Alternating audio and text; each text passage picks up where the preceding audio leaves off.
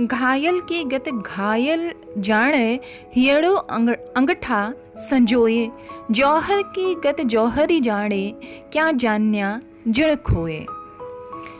यह प्रस्तुत पद आपकी पाठ्य पुस्तक हिंदी के काव्य खंड का दूसरा पाठ है, जिसकी रचना मीराबाई ने की है। कल हम पढ़ रहे थे मीराबाई के बारे में, उनके व्यक्तित्व, उनके आचरण, उनके व्यवहार, उनकी ज्ञान लिप्सा और रूढ़ियों वर्जनाओं के प्रति विद्रोह को। आइए आज इनके जीवन चरित्र के बारे में थोड़ा सा जानते हैं। मीराबाई का जन्म सन 1498 कुड़की गांव मारवाड़ रियासत में हुआ था।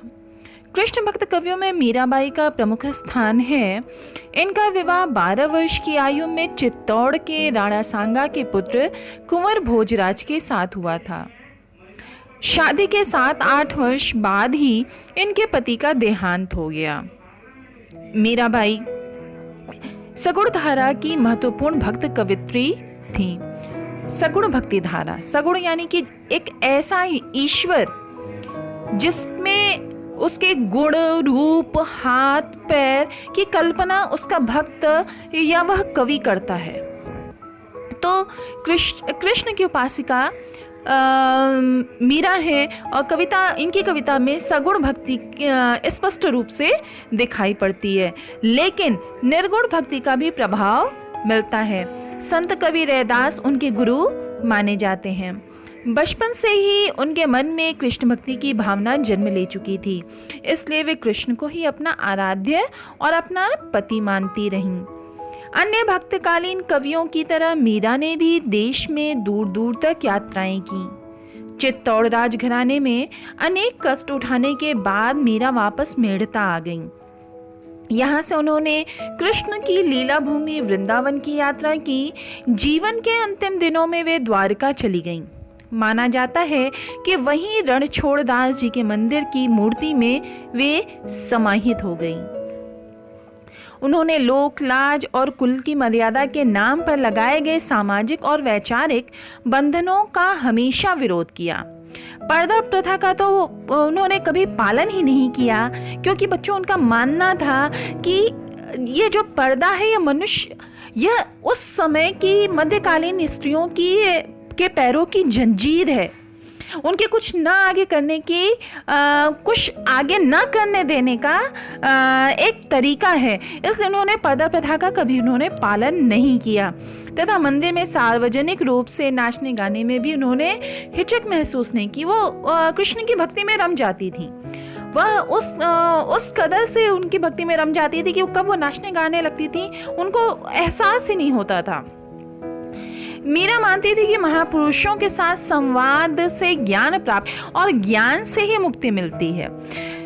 मनुष्य के जीवन में बेटा जो अंधकार होता है वह सिर्फ और सिर्फ ज्ञान के प्रकाश से मिलता है, और जो ज्ञान है बगैर गुरु के, बगैर किसी ऐसे व्यक्ति की आपको नहीं प्राप्त हो सकता जो कहीं शीर्षस्थ स्थान पे हो। उन्होंने देखिए अपना गुरु किसको बनाया, उन्होंने अपना गुरु बनाया संत कवि रैदास को, जो क्या थे उस समय वह अछूत थे, परंतु उनके पास क्या था, ज्ञान का भंडार था।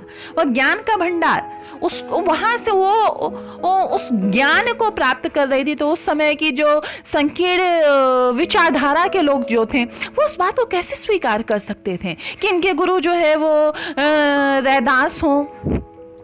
तो इस प्रकार से वो तमाम रूढ़ियों का खंडन करती हुई वह आगे बढ़ती चली गई, और उन्होंने कभी पीछे मुड़कर नहीं देखा। इसीलिए वो महापुरुषों, जिसको हम साधु कहते हैं, ज्ञानी कहते हैं, महापुरुषों के साथ संवाद से ज्ञान प्राप्त होता है और ज्ञान से ही मुक्ति मिलती है। अन्यथा इंसान गलत मार्ग पे भटक के रह जाता है ना। अपने इन मान्यताओं को लेकर वे दृढ़ निश्चयी थी। निंदा या बंदगी उनको अपने पथ से विचलित नहीं कर पाई। लोग कितना भी निंदा करते गए, उनको बुरा भला कहते गए, पर उनको उनके मार्ग से डिगा नहीं पाए। जिस पर विश्वास किया उस पर अमल किया। इस अर्थ में उस युग में जहाँ रूढ़ियों से ग्रस्त समाज का दबदबा था, वहाँ मीरा स्त्री मुक्ति की आवाज बनकर उभरी। मीरा की कविता में प्रेम और गंभीर अभिव्यंजना है। उसमें विरह की वेदना और मिलन का उल्लास भी है। विरह यानी कि बिछड़ना। एक प्रेमिका जैसे जब अपने प्रिय से बिछड़ती है, एक बच्चा जब अपने माँ से बिछड़ता है तो उसके अंदर कैसा विरह जागता है, वह विरह की वेदना उनके अंदर है। और जब वह अपने किसी प्रिय से मिलता है और मिलने के बाद जो प्रसन्नता, जो खुशी का एहसास होता है, वह उनकी कविताओं में साफ साफ नजर आता है। मीरा की कविता का प्रधान गुण सादगी और सरलता है। कहने का तात्पर्य, वो सब कुछ सीधे सीधे सरलता से कह जाती हैं। वो सीधे सीधे राणा को दोष देती हैं, सीधे सीधे कहती हैं कि उन्होंने मुझे राणा ने विष दिया जिसको मैंने पिया। सीधे सीधे सादगी से अपनी बात कहती हैं। सादगी से कहती हैं कि संसार जो है ये माया मोह में लिप्त है, जिसे देखकर वो रोती हैं, परेशान होती हैं। तो इस प्रकार से इस अर्थ में उस युग में जहाँ रूढ़ियों से ग्रस्त समाज का दबदबा था, वहीं मीरा स्त्री मुक्ति की आवाज बनकर उभरी। मीरा की कविता में प्रेम की गंभीर अभिव्यंजना है। उसमें विरह की वेदना और मिलन का उल्लास भी। मीरा की कविता का प्रधान गुण सादगी और सरलता है। जैसा कि अभी बताया, कला का अभाव ही उसकी सबसे बड़ी कला है। मतलब कला का अभाव, जब हम किसी चीज को बनाने लगते हैं, उसको संवारने लगते हैं। मीरा ने अपने पदों को सीधे सीधे गाया, उसको संवारने की, तुक मिलाने की उन्होंने कोशिश नहीं की।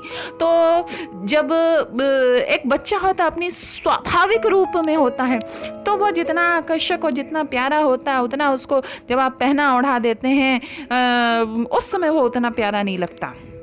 इस बात को इस तरह से समझिए कि जैसे कोई छोटा बच्चा हो, धूसरित होकर अपने माँ के पास आ जाए, तो माँ उसको जिस प्यार भरी नज़र से देखती है, उतना प्यार शायद उसको वो जब सजा संवरा रहता तब उतनी प्यार से उसको नहीं देखती है, जब उसके उस नटखट अंदाज को, उसकी स्वाभाविक क्रिया को वह देखती है। इसी वजह से कहा गया है कि मतलब यह उनकी सबसे बड़ी कला है कि उसमें कहीं कला नजर ही नहीं आती है।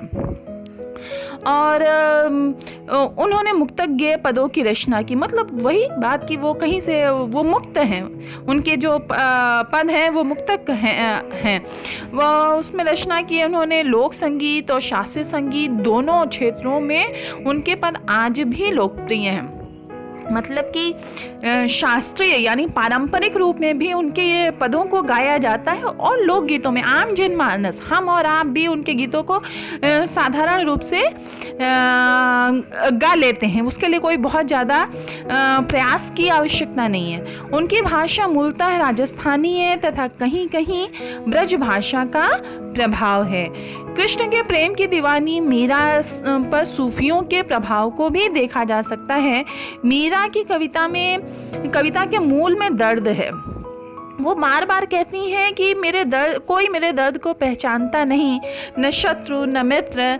यहाँ आपकी पाठ्य पुस्तक में दिए पहले पद में मीरा ने कृष्ण से अपनी अनन्यता व्यक्त की है तथा व्यर्थ के कार्यों में व्यस्त लोगों के प्रति दुख प्रकट किया। व्यर्थ का कार्य मतलब उनको ये नजर आ रहा है कि पूरा संसार जो है माया मोह में लिपटा पड़ा है, कोई ईश्वर की भक्ति नहीं कर रहा है, सब एक दूसरे को परेशान कर रहे हैं, कोई भी ईश्वर के उस परम तत्व को जानने की कोशिश नहीं कर रहा है।